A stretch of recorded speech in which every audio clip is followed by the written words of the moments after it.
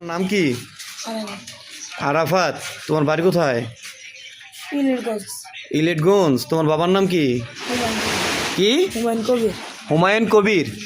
এখানে কোথায় আসছো? এখানে আন্টির বাসা। আন্টির বাসা বলতে পারো না কোথায়? না, আন্টির বাসা এখান থেকে যে বাজার, গোয়ালমারি বাজার, তুমি এখানে আসো। এখানে কখন আসছো? 8টা দিকে। সকাল 8টায়? না, রাতের 8টা। রাতের 8টায়? তুমি কিভাবে আসছো এখানে? মানে হাঁটতে আসছিলাম আর কি। হাঁটতে আসছিলা? কোন এই তুমি কি গোয়ালমারি আসছিলা বেড়াইতে? গরমের আসতাম বেড়াতে। গোয়ালমারি কোন দিক দিয়ে আসছো তুমি?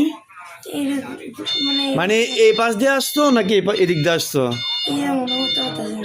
এটা মনে করতে পারতেছো না? তোমার গোয়ালমারি যার বাড়িতে আসছো এর নাম কি বলতে পারো? আন্টির নাম হচ্ছে রহিমা, এটা হালিমা। আর আম্মুর নাম হচ্ছে রহিমা।